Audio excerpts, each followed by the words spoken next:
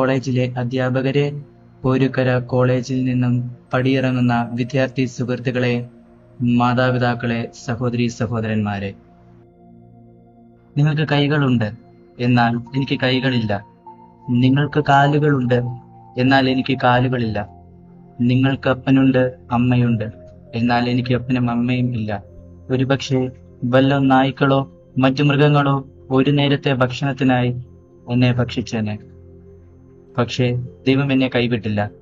ദൈവത്തിന്റെ മാലാഖമാരായ സിസ്റ്റേഴ്സ് എന്നെ ഏറ്റെടുത്ത് സംരക്ഷിച്ചു. ആദ്യം കുന്നന്താനത്തുള്ള LSDP സഭാംഗമായ സിസ്റ്റർ ഡോക്ടർ മേരി ലിറ്റിയുടെ, എന്റെ ഭാഷയിൽ പറഞ്ഞാൽ എന്റെ ലിറ്റിയമ്മയുടെ സംരക്ഷണത്തിലും അവിടുത്തെ ചേച്ചിമാരുടെ സ്നേഹത്തിലും ഞാൻ കഴിഞ്ഞുകൂടി. ഇപ്പോൾ തള്ളകത്തുള്ള അമ്മ വീട്ടിൽ ബഹുമാനപ്പെട്ട സെബാസ്റ്റിനച്ചന്റെ സംരക്ഷണത്തിൽ കഴിഞ്ഞുകൂടുന്നു. ഞാൻ Mannanam saint Ephraim's higher secondary സ്കൂളിൽ കൊമേഴ്സ് വിഭാഗം 2ാം വർഷ വിദ്യാർത്ഥിയാണ്.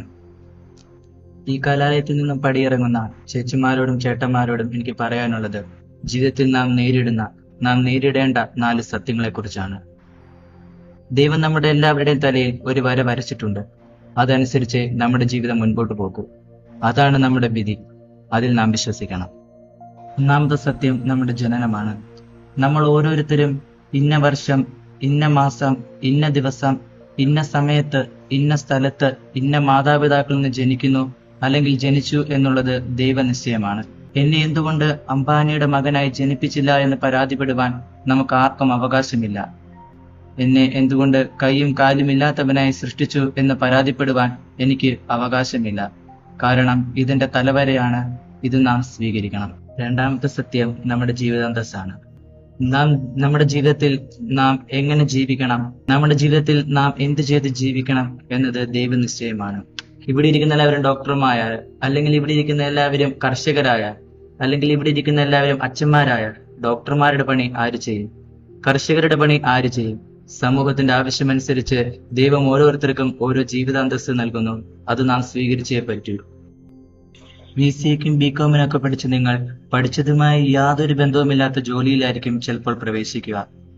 അത് ദൈവനിശ്ചയമാണ്. അത് നിങ്ങൾ സ്വീകരിക്കാൻ പറ്റൂ. 3ാമത്തെ സത്യം നമ്മുടെ വിവാഹമാണ്. നമ്മുടെ ജീവിതസഖിയായി ആര് വരും, നാം ആരുടെ കൂടെ ജീവിക്കണം എന്നുള്ളത് ദൈവനിശ്ചയമാണ്. നമ്മൾ എത്ര ബലം പിടിച്ചാലും അവരുമായുള്ള വിവാഹമേ നടക്കൂ.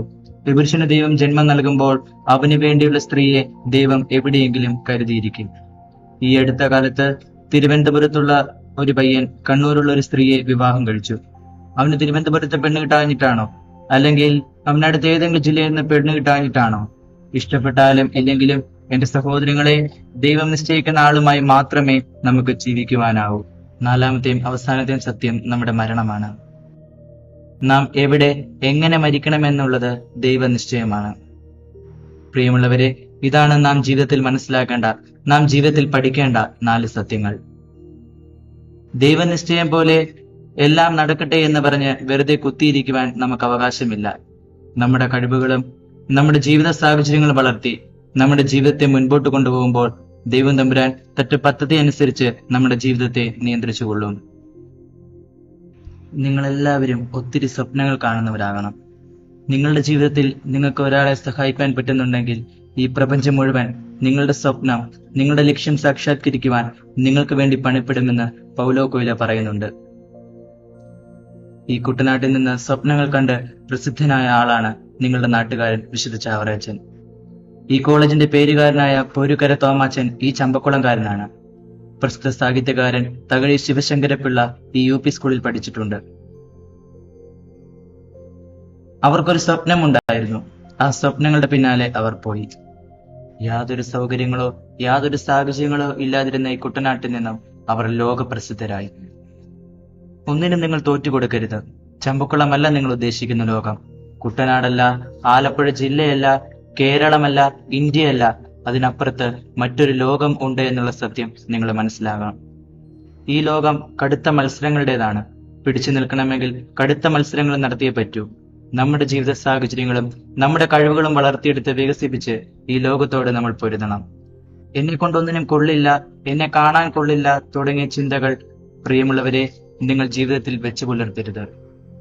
അത്തരം ചിന്തകൾ ഞാൻ വെച്ചു പുലർത്തിയിരുന്നെങ്കിൽ ഒരുപക്ഷെ ഇന്ന് ഞാൻ ഈ ലോകത്ത് ഉണ്ടാവുമായിരുന്നില്ല.